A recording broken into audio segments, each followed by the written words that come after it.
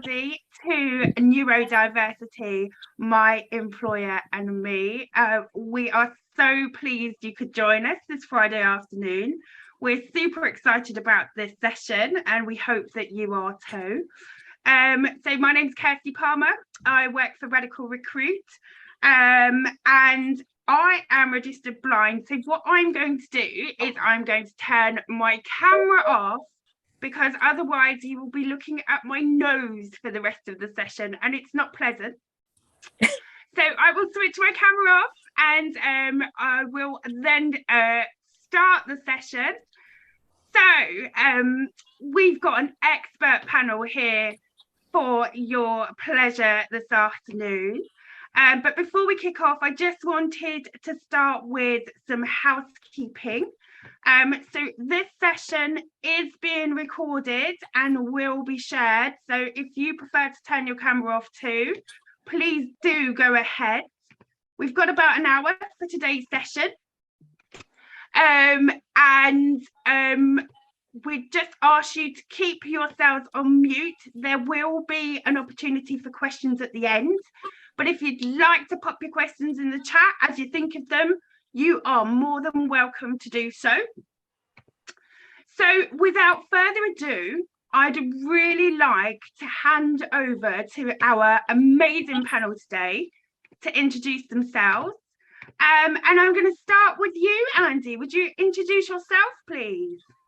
Well, good afternoon, everybody. I'm Andy Wansell and I'm Managing Director of YMU Business Management. We are the largest specialist firm of accountants and business managers for the world of music, sports and entertainment in the UK. And we're part of the YMU Group, which is a global talent management business. It's important to me, this, and that's why I was really happy to sign up to be part of this panel. Fab. Thanks, Andy. You're welcome. Peter, can I come over to you? Yeah, well, yes, my name is Peter Reed and my background is in accounting and finance. I graduated in 2016 and since January 2017 I've worked in 2 accountancy firms, 2 banks and 1 law firm. Thanks, Peter. Over to you, Lozzie. So my name's Lozzie Fisher. My pronouns are she, they. I'm currently working in finance as well, background in customer service. I was diagnosed at 32 with ADHD, which made a lot of sense of a lot of issues in my life. And I've had pre-assessments that have shown autistic traits, but due to issues with access in diagnosis, I've not been able to follow up with that. But I'm currently a Radical Recruit and have been, I'm really excited to have been reached out to speak about being neurodivergent in the workforce and in application kind of process and stuff, because it can be challenging at times. Thanks, Lozzie. And last but by no means least, over to you, Emma. Hello, everyone. Happy Friday. Thank you for joining us. My name's Emma Freivogel. I am the founder of Radical Recruit. Today, I'm mostly here to press buttons and deal with any tech issues and kick anyone out that doesn't behave. I guess for those who don't know about Radical Recruit, we're almost 3 years old. We turned 3 in October, and we were founded to help redress the lack of opportunity that people with protected characteristics and also those who don't enjoy protections under the law but who have really diverse life experiences face when they're trying to enter the labour market. So we're a recruitment consultancy like any other. Actually, I would say we're better. I'm going to put it out there. I'm saying we're better, aren't we? Yeah. And our people get offered an interview on the merit of their application. They get the job because they're the best candidate at the end of a really competitive and open recruitment process. The key difference between us and other agencies is that we support our radicals. We call our candidates our radicals to get work ready and acquire the skills, the confidence, the tools, the courage, whatever it is they need to to go through your usual recruitment process. And then when they're placed into work, into jobs that they love, ideally, we support them to sustain their placements and progress in their chosen careers. So just thank you so much, Peter and Lozzie, for being here, and Andy, of course, who gets sort of involved in lots of our things, don't you, Andy? It's a real pleasure. Thank you very, very much for coming. Thanks, Em. So we've got lots of amazing employers on the call, and I know many have a strong focus on diversity and inclusion. But Andy, first, to ask, why is a diverse workforce so good for business? I mean, for me, it's a really simple thing. If you're not persuaded by the ethics of doing the right thing and creating fairness, then be persuaded by the good business sense of having a workforce that firstly represents the clients that you're working with. We have an incredibly diverse set of creators, producers, managers, songwriters who fully represent the spectrum of people in the world. Why would we not want to represent them? And secondly, it's the diversity of thought. I'm very lucky in that I have quite an attractive story to share and tell to young people or people of any age coming into the business. And I could fill all of my opportunities with connections and contacts from people I know, people my staff know, and people my clients know. I'm not sure that would be a fair, equitable, or right way to go about running a business. So I'm very interested in exploring those parts of the labour market that others don't find or don't bother with, because we find gold there. Great, thanks, Andy. So it's really important to be engaging with everybody in our community. So why do employers need to do things differently to engage with neurodivergent candidates? And how do we create that level playing field? Lozzie, can I come to you on that one, please? Sorry, just unmute myself again. So I think it's really important, first of all, to look at the statistics that are, in society that we're aware of at the moment. It's estimated that around 1 in 7 people in the UK are neurodivergent. So when you're talking about sort of the language search, when you talk about neurodiversity is the diversity of all neurotypes. So you can have a room full of people and there is neurodiversity in that room. Within that, you have some brains have developed differently to the sort of to most, and those are the neurodivergent brains. So those are the people who may have ADHD, autism, dyslexia, dyscalculia. There's various conditions there.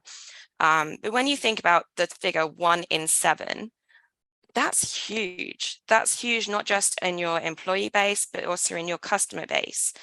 It's important to also recognize that being neurodivergent doesn't automatically mean somebody is disabled, because people are disabled by the environment that they're in. But it does mean that they could need different supports, adjustments, just a different approach to the sort of common understanding of how people may work or need to be handled. Handled, that's the wrong word, but worked with. If you aren't considering different developments, different brain developments, different styles of working, of interacting with people, you're automatically excluding those 1 in 7. You're limiting your ability to have diverse thinkers, you're limiting your customer base, and you're also, it's limiting innovation, efficiency, all these things that neurodivergent people can bring with them, just because of not being willing to make changes or look at things slightly differently because of the way that you're currently working. It doesn't make sense to me, to be honest.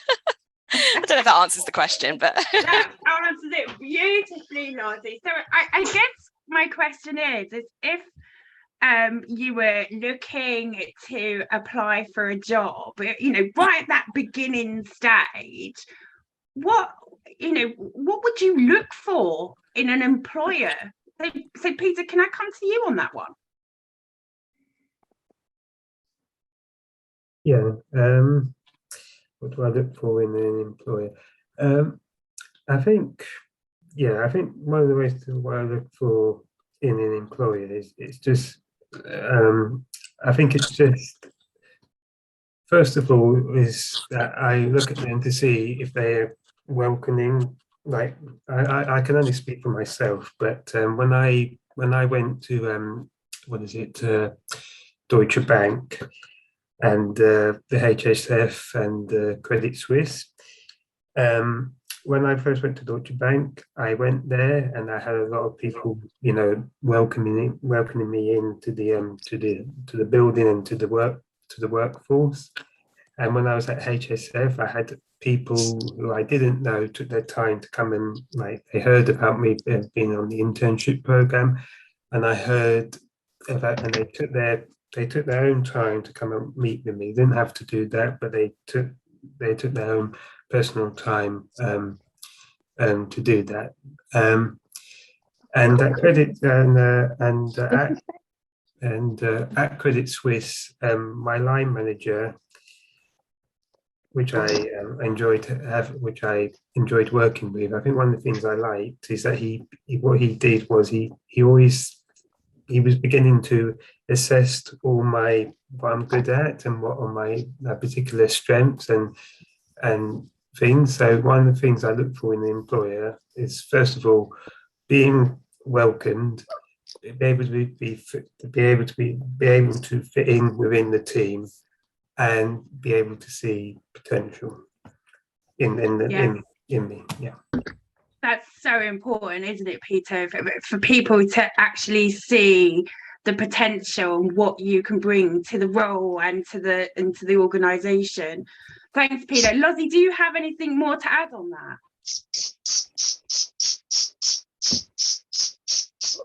You're on Sorry. mute. So my diagnosis was only about 2.5 years ago now, and that's obviously giving my age away there, but I'm not worried. I've really had to change the ways that I look at potential employers to kind of make sure that I'm protecting myself in a way, because I have had so many difficulties in my career, not knowing why in the past, now a bit more clearer. So now when I look at potential employers, I'm very, very focused on things like culture. Are they open and discussing culture? Are they talking about equality and diversity and inclusivity? Are they making changes now without anyone having to go, you need to change? Are they doing it on their own backs rather than going, oh, well, now we have a new employee, we have to change? That sort of real proactive approach to making themselves a more inclusive base is actually more important to me than necessarily the job roles.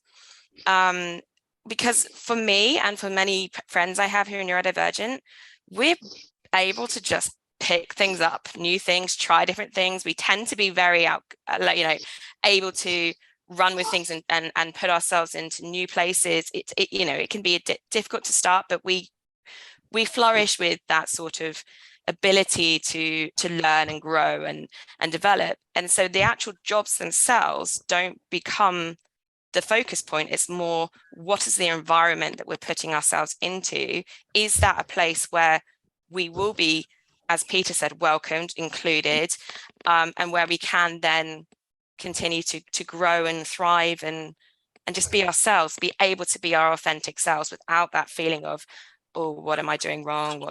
How am I different? So on. Yeah, feeling like you belong, really, isn't it? It's feeling like you belong. Thanks, Lozzie. Do you have any insights on the subject? I mean, I think there were two things that stood out to me that Peter and Lozzie touched on. The first was about being intentional.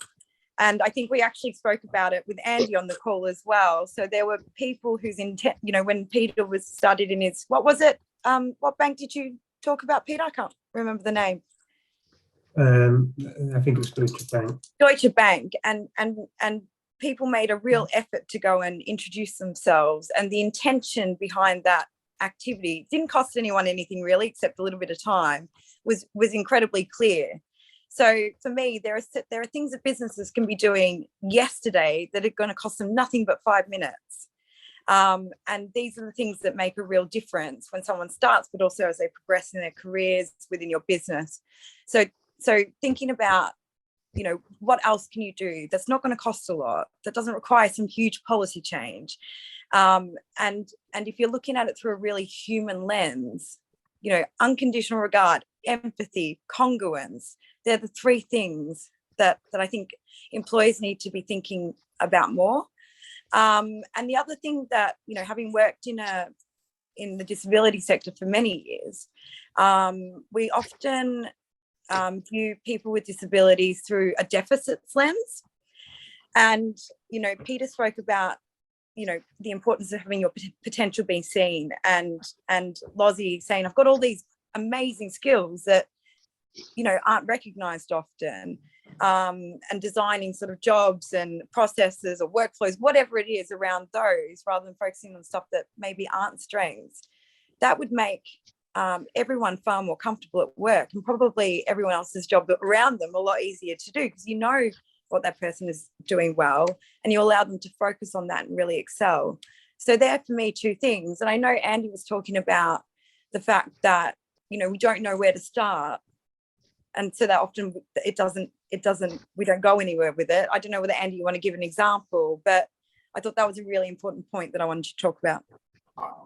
For me, I think one of the things is that we often talk about inclusivity as almost like an abstract concept, and we can all kind of get behind that, and we're all kind of super enthusiastic, and we often come with a good heart. But what holds us back is a little bit of fear, a little bit of anxiety, a little bit of uncertainty about what to do. And I would argue that often we defer acting because we desperately want it to be perfect. And in the desire to make it perfect, we don't act, we don't take a step. And I think the most important thing is to take the first steps, which are to recognise firstly that you already have a neurodivergent workforce.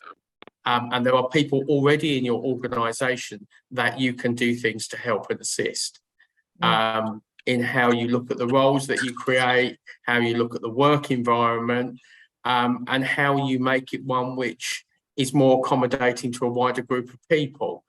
But it is actually getting started. And I think we have to set aside our fear and accept that we will make mistakes, we will get things wrong. But if that is the cost of moving forward, it's certainly a cost we should be prepared to pay. I'd like to add to that, actually, if I can, in regards to the comment about, you know, there is already your workforce is neurodiverse, and you will likely have neurodivergent people there. It's really important to recognize that diagnosis isn't necessarily what's needed. People just need to be treated as the people they are. When I first thought I could potentially be neurodivergent, and started learning about it, I was kind of told by the business consultant at the time that, you know, I needed to have a diagnosis before I could get adjustments, and you know, and I didn't know any differently at that time, but these days I do know more. But when you think about the difficulties people have in accessing diagnosis paths, the NHS has very little funding, very long waiting lists, like 3-4 years at a time for people to get diagnosed by the NHS, if they can even get put forwards to the waiting list. And then the factors of the cost of going privately, or intersectional like considerations as well, when you look at the differences between diagnosis, between genders, between races, between sexualities, like all these kind of little bits that make people who they are as individuals can block them from understanding themselves, because there's not that access in society. So a key thing is, if you're thinking about sorry, not sure if you're thinking about your current workforce and who may come into your workforce, it's really important to not focus on the labels, to not focus on, okay, have they got a label, but actually just look at that, those people, and be ready to support pretty much anyone. And you know, by being more inclusive and making things better and more simple and neuro-inclusive, actually helps everybody. It has the potential to help people who are diagnosed, undiagnosed, just struggling with their mental health, just struggling, you know, with anything. Because and oh, I don't know, does that make sense though? But you know, I think we were talking about this yesterday, Lozzie. Sorry, can I just ask that, yeah, people can put themselves on mute, because there's a lot of background noise. We were talking yesterday about how useful it is for Lozzie to receive like real-time feedback on what she's doing well and what needs improving. And my response was, well, I need that, and I'm not neurodivergent. I said, I know, I'd like to know where I stand at work. I like to know what I'm doing well, where I need to improve, what support's available to me, the resources I can tap into, all of these things. And it's really simple things like that everyone would benefit from. It's just really great leadership, isn't it? At the end of the day. Yeah, and I think, is that what you were talking about, Lozzie?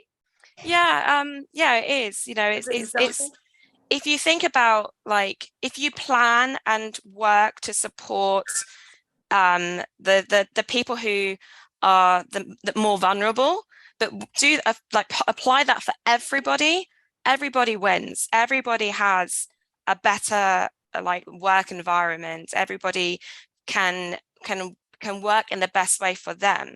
And it then doesn't become like one person getting different treatment to another. It just becomes cultural. It just becomes part of who you are as an organization, and who you are as like towards your employees, towards your customers. This whole concept of like reasonable adjustments, we need it because there's so many issues already. But in the scheme of things, if you remove the barriers, no adjustment is needed. Like if you have a step into a building and you turn it into a ramp, that then means that, you know, people can get into the building no matter their mobility. It's about breaking down these barriers actually for everybody to then become more and more inclusive place.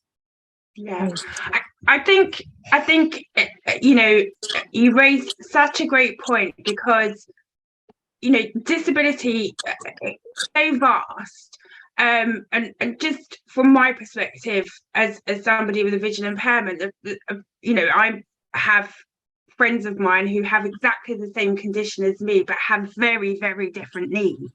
And I think it's so important for everybody to be treated as the unique human they are, with the unique set of needs that they have.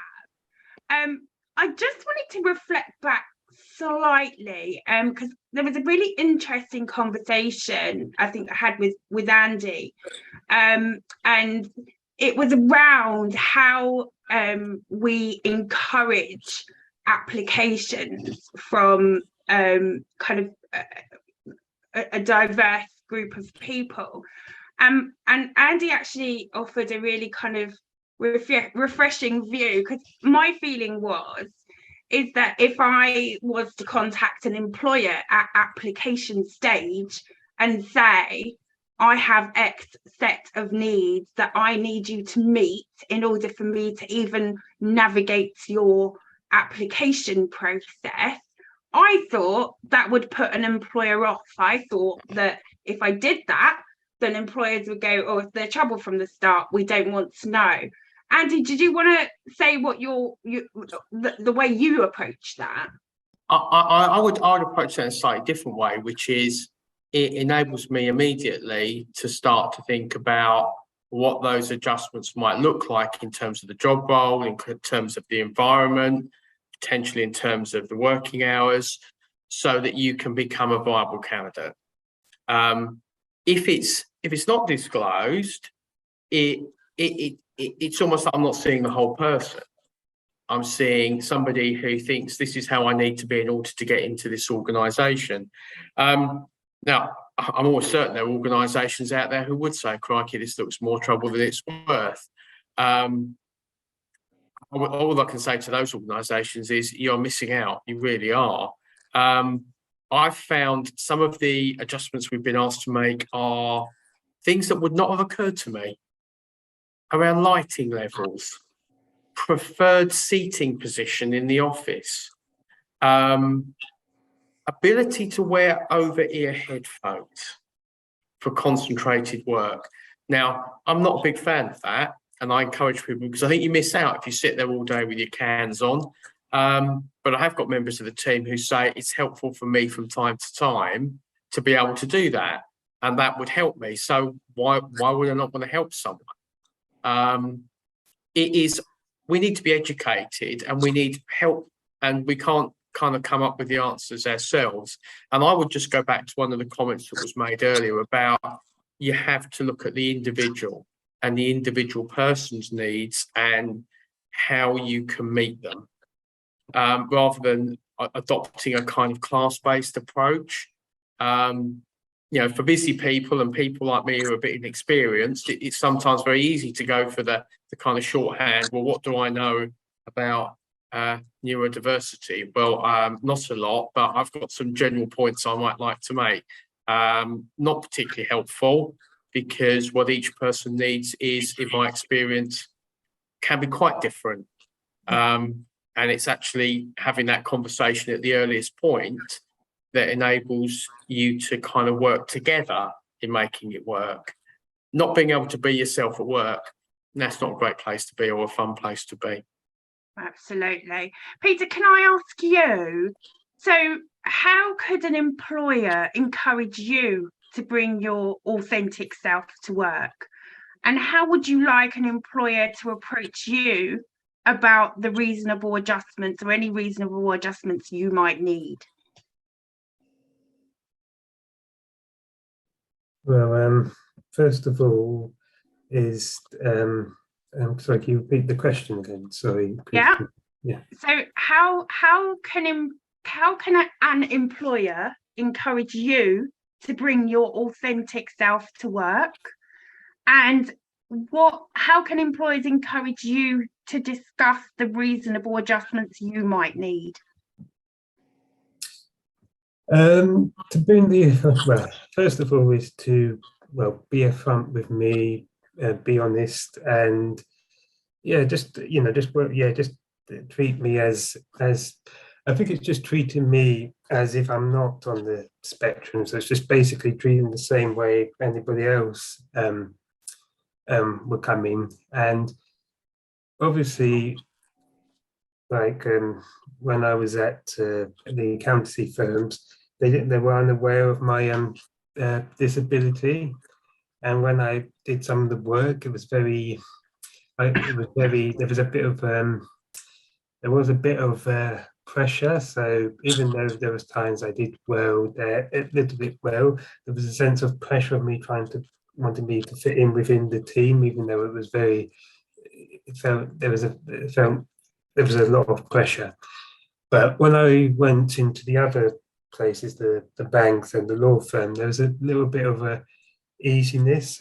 So in terms of I didn't really feel the pressure because they acknowledged my disability, but they didn't treat me any differently. They just welcomed me as if I was just a normal intern. So it's just for that. It's just treating me like just a normal human being, really, not thinking not thinking like oh gosh, this he's the autistic person, there's a problem there, we need to treat him like this or that. So it's not having the stereotypical view, because there's a lot of people on the spectrum that are very, very completely different, and they all have their specific needs. Christy, what was the second question? So the second question was, how can employers encourage you to speak about the reasonable adjustments you might need?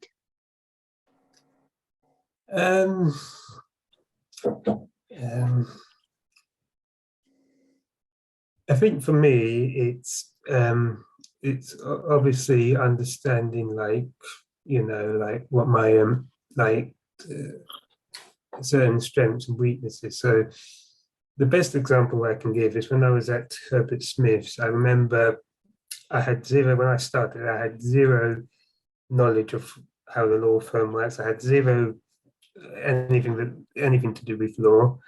And when I was introduced to doing a specific task and a specific process, when I first started off, there was a lot of I was getting very frustrated because I wasn't able to process the whole thing in my mind, and it was driving me nuts and crazy, and it really frustrated me. And I let my line manager know, and his boss and my mentor know, and we talked about it, and it seemed like we didn't really come to a solution. But then what I realized is that I need to have, like, in the mornings and afternoons, I need to take some time. I need to go outside and get some fresh air. Once I've done that, I was able to perform better. And then I made my own flow chart of the process, because I need to have something to, like, if I'm learning something new or a process, I need to make my own visual flow chart to be able to show, okay, this is how it goes and how it's able to process through. And the benefit of that, even though it's not related to the question, the benefit of that is when I had to move team, there was somebody else who joined the team who was recently new, and she was going to take over a little bit of my work, and I was able to make little, like, flow charts of my work that I did. And she said to me that was one of the best handovers that she's had, and my line manager was very impressed with that. So even though I was there for a few months, at least that was something of value I gave to the team. So yeah. And thanks, Peter. And that really goes back to Lozzie's point that she made previously, that often reasonable adjustments that are made don't just benefit you, they benefit everybody, don't they? So that was a point well made there, Peter. Lozzie, can I ask you, how can employers encourage you to bring your authentic self to work, and how can they encourage you to speak about the reasonable adjustments you might need? So I think something that's really important is that businesses are working to combat bias and misconceptions. There was a really interesting report by the Institute of Line Management. It was released in 2020, that basically the facts that they found showed like one in 5 managers that they had interviewed had bias towards ADHD. Specifically, that's the one that's always stuck in my head because that relates to me. But also half of the individuals that they polled said that they wouldn't feel comfortable hiring someone who's neurodivergent. Half. And that automatically means that they are going to be approaching people who are neurodivergent in a more negative manner, or in an unsupportive manner, because it's where they don't understand. And they've seen things like, they've watched Rain Man, and now all of a sudden they know what autistic people are like,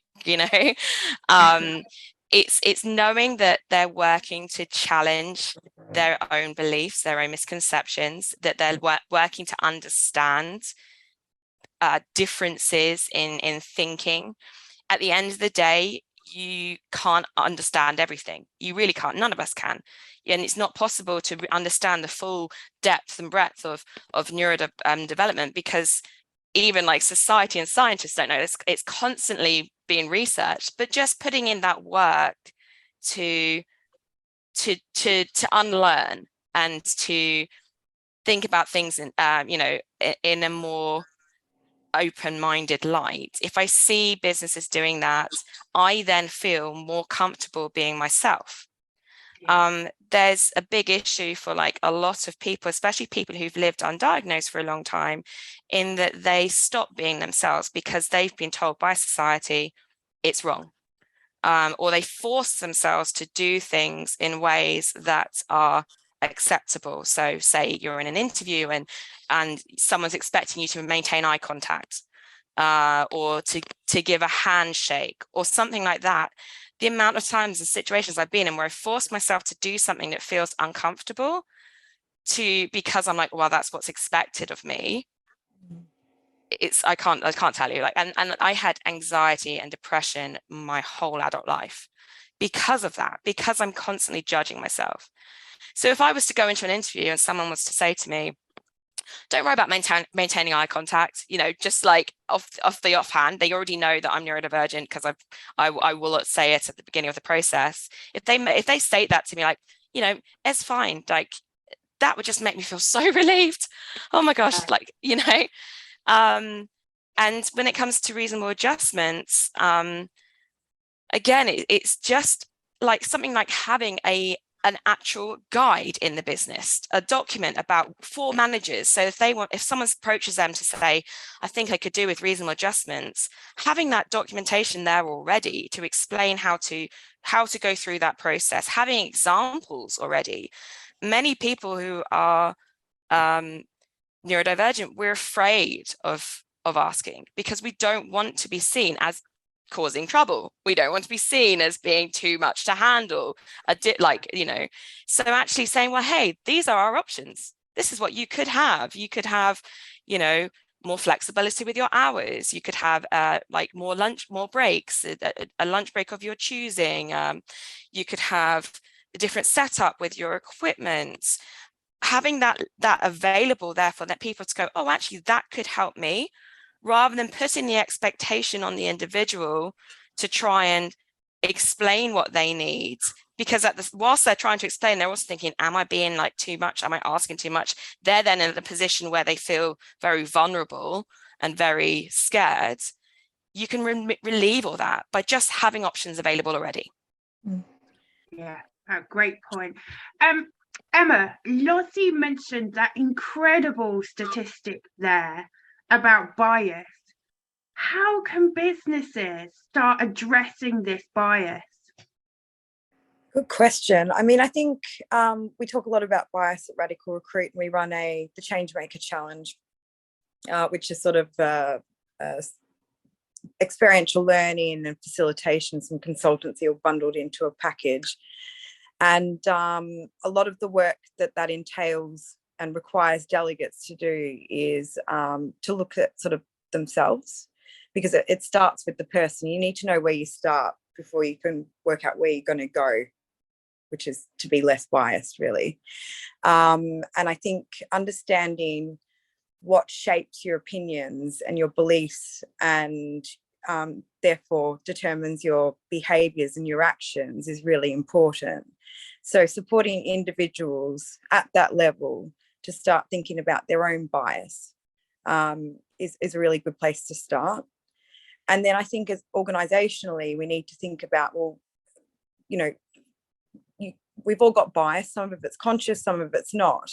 What happens when we are biased? What action are we going to take? And I think that's a bit that's missing in a lot of organisations. I would imagine lots of businesses in the room, do the unconscious bias company-wide e-learning sort of tick box exercise.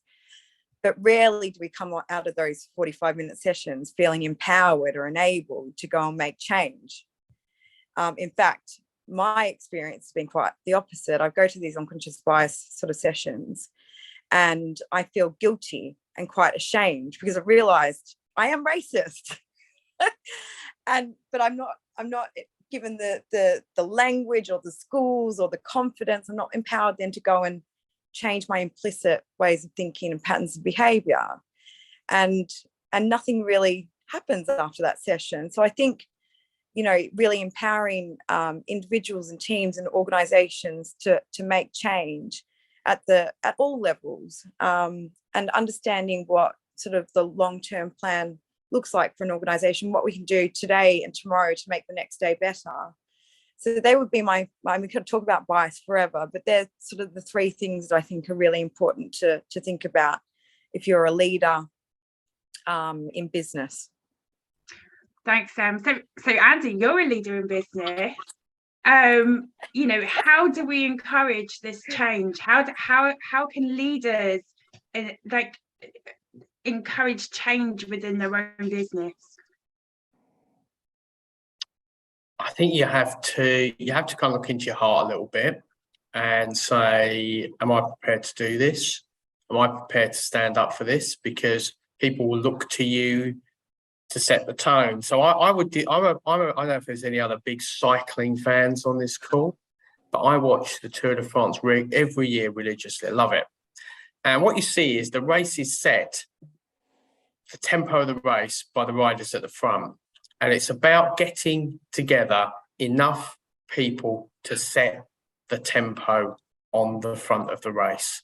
And without that tempo, it is very hard to make any meaningful change. You know, I would love to think that because of my kind of positional authority as MD, I can kind of wave some kind of weird magic wand and make all things happen. It doesn't work like that, unfortunately. I don't have that particular superpower. All I can do is to try and influence and affect the behaviour of a sufficiently large group of people within the organisation to then be able to affect and make change happen. So I think it is about building that coalition of people who will set the tempo of change in your organisation. And I think it's also being realistic and being prepared to accept that this is going to be hard and there will be setbacks and not everything will work. And just when you think you've cracked it, you clearly discover you haven't. But it is about having enough people who are backing change to make change stick. And it's also being a bit humble and not thinking, I know all the answers. I definitely know less at 58 than I did when I was 18. That's for sure. Oh, and on that great point, I've let time run away with me because I've been enjoying the conversation so much. So I'd really like to open the floor to questions. Emma, do we have any questions in the chat? We do indeed. I wasn't prepared. I apologise. Give me 1 second. I think David Perry's got a question that he could say in the meantime. Go ahead, David. You've got the floor. Oh, thank you. Yeah. It's. I mean, it's great to hear. You know, it's great to be on this kind of meeting. So I work in a charity in Hastings on the south coast, and it's a small charity alleviating the effects of poverty for local people. But the CV project has always strived to employ people with lived experience, and they provide peer support to adults who have a range of kind of issues. And we find that neurodivergence is often a coexisting issue, as someone was saying in the chat as well about you know, anxiety, for example, you know, the mental health symptoms. And you know, I'm neurodivergent myself, and I've not been diagnosed. And I came for the interview and explained that I knew I was neurodivergent because my children have been diagnosed. And that's a strange way to come around, you know, to realise that.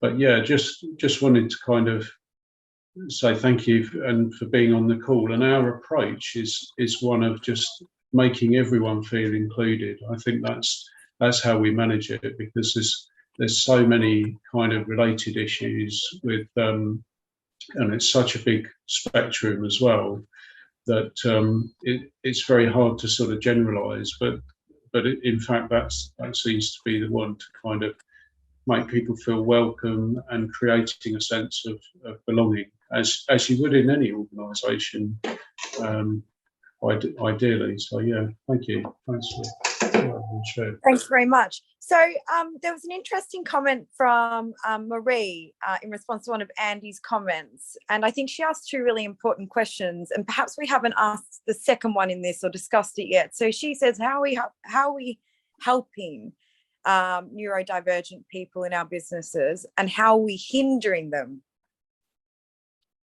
So I'll give you an instance of something that can hugely hinder somebody, which is the expectation of senior roles which are very outward facing and have a real focus on developing new relationships and going out into the world and meeting people and creating new business.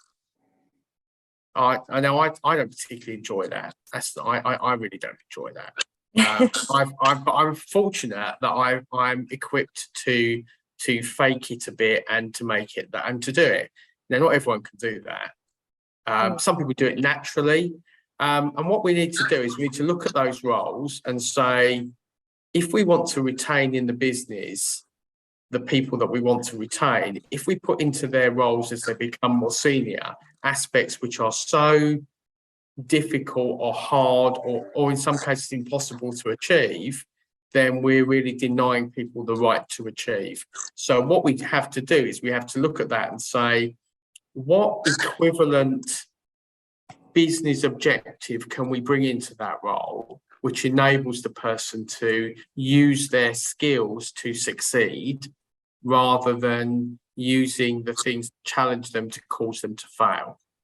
And I would say that is a really important thing, is job design, whether it's entry-level roles, whether it's your career path, whether it's what you celebrate as being outstanding when you get to more senior positions. You do need to really think about the job design, because you can design jobs which people who are neurodivergent will fail at. Absolutely. So let's try not to do that. And job descriptions as well. The amount of job descriptions I read and I just go, what? Like all these flowery words and like, you must have this and that. And I'm like, well, how does that actually apply to that role? I don't understand that. And that would put me off from applying for something, or for, and also when it comes to like hindrance in being neurodivergent, it's that one size fits all approach that really hinders people, saying, right, this is what we're doing, everybody has to deal with it, doesn't matter what about who you are and what's your individual needs are, you just have to deal with it. That automatically puts people on the back foot and stops them from being able to bring their best selves.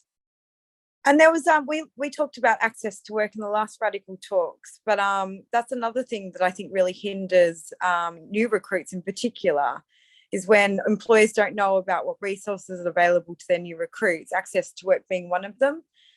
So this is a government scheme, and basically you don't need a diagnosis of any neurodivergent condition. You will be assessed by someone who understands about whatever condition you do have, and who can then go and provide recommendations and expert advice to the business as well as to the individual about what that person could put in place and that employee could put in place to make work life easier and more accessible. And the problem, I think, is that it takes between 12 and 14 weeks to get that assessment in place.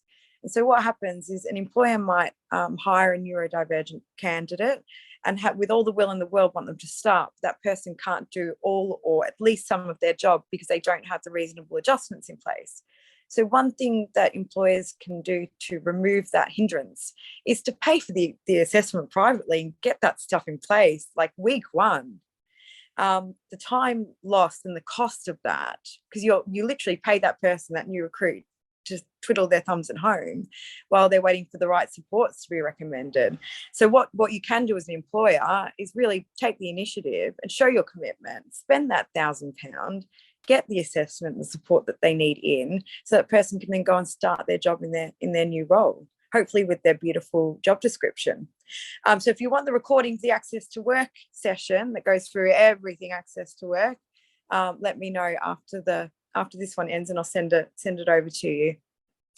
There's another question from Josh. It's quite a long one. It's a couple of parts. So Josh asks, how do we prove to employers at leadership and strategic level that prioritising neurodiversity will improve efficiency, innovation, and ultimately profit? Is there any research or evidence on this? Without these facts, I feel like so many employers are unwilling to pool resources to support neurodivergent employees. It would be great to know what's out there. And I'm going to throw to you, Lozzie, because you've got all the research. You're the most well read, probably, out of all of us. There is some research out there. There's not enough. I think it's really if you're looking for information to pass to your employer, there's Neurodiversity in Business. They're a new organization that launched earlier this year. They are really looking at ways to support people who are neurodivergent and ways of holding people accountable. There's also like quite a few different foundations that have done research into these things. I think for me, the thing that makes the most sense is just saying to your employer, hey, you know, what would be the impact if 1 in 7 people were to leave the business today? What would be the impact if 1 in 7 customers stopped using our services? You know, what would that cost us? Because we're not currently doing things in a way that includes them, so they actually now feel that they're not going to be able to use our services or work here. What is that impact? And that's huge. Like you can't even put a number on that sort of thing, because not only is it the fact that you're losing that 1 in 7, but then it's the impact of people having to cover. So say, for instance, as well, when neurodivergent people are struggling with their mental health because they're not getting adjustments, they may take time off because their mental health. I've had multiple breakdowns as an adult because I've got so burnt out.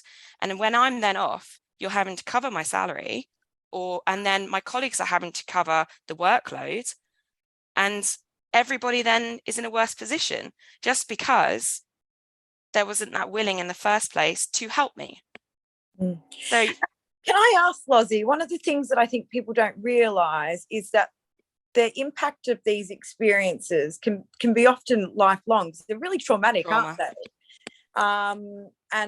And if you looked at sort of all of this through a trauma-informed lens, how would that impact on your experience as a human in the world? I'd love to hear your thoughts on that. We've got 5 minutes left. So since my diagnosis, my life has got so much better in every aspect other than my career. And the fact that I'm still struggling with my career causes an impact on my personal life. It stops me from my ability to go out and socialize with the world. It stops me from just being able to enjoy life and be myself, because I'm constantly worried. I'm constantly feeling unwelcome. I'm constantly feeling like I'm not good enough. All these awful kind of like negative things. I understand why that is now that I understand my diagnosis. But just like the thought of being, like, for me at the moment where I'm looking for a new job, the thought of being in a company that will let me thrive and welcome me, that's so exciting, but I almost don't feel like it's possible because of the experiences I've had in life. And we've had this conversation before, and it's like my confidence has been rock bottom because I know I've got a lot to give, but I don't feel I'll ever be able to fit in or be able to be myself. And that's the conversation I've had with so many neurodivergent friends, so many people who are possibly, you know, they just feel lonely, isolated. And then, you know, how are you ever supposed to live your best life in that sort of headspace? And that's and this if just literally a simple thing of being able to go to work, which is such a large part of our lives, and feel like we belong, is huge. Yeah, businesses have a lot of work to do to build the confidence of people like you and other neurodivergent humans, right? Yeah, so much so. Kirsty, there are some other questions in the chat, or lots of comments. There's lots of common themes around people feeling anxious. There's a lot of talk about that. There was a lot of talk about access to work and just inclusion and belonging and these types of things. So we're probably going to do another few sessions to address those questions. We've got 3 minutes left. So Kirsty, if you could wrap up, please. Yes, of course. So I'd just like to say thank you so much to our panel. I've learned a huge amount from you today, and it's been a real education, and I hope that our guests have learned lots from you as well. I did want to say quickly that if anybody wants to get in touch with Radical Recruit, please do email us at hello@radicalrecruit.co.uk, and we'll happily respond to any questions that you may have. Next week we have the final Radical talk focused on disability. Never mind the buzzwords. There's a recent report out from Samsung that says almost half of employers are too frightened to use the word disability in the workplace. So the focus of Never Mind the Buzzwords is going to be around giving employers the confidence to have those conversations. So please join us next week for Never Mind the Buzzwords, same time, same place on Zoom. And I'm just going to hand over to you, Emma, because I think we've got a 2-minute thing that we need to do at the end. Yeah, I just thought it would be rude not to tell you all that Lozzie and Peter are both on the market. They're available for work. Peter is one of my favourite young radicals. Peter, do you want to tell the room what sort of roles you're looking for? At the moment, not going into too much detail.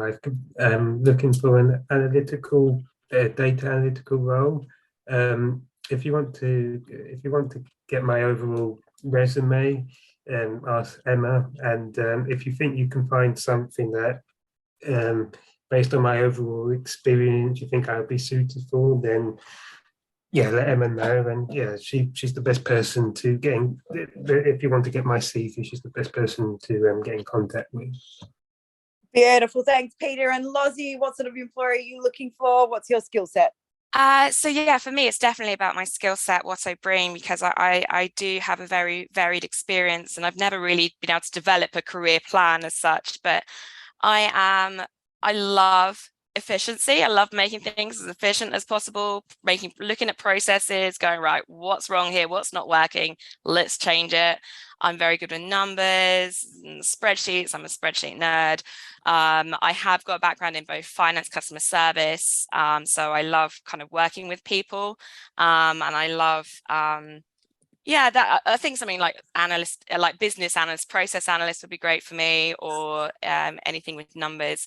I'm happy for anyone to reach out to me on LinkedIn if they'd like to discuss diversity subjects more, learn more about me, you know. And yeah, Em's got my actual CV. Yeah, and thank you so much for everyone for joining. Thank you everyone for coming. Have a wonderful weekend. Have a great weekend, everyone.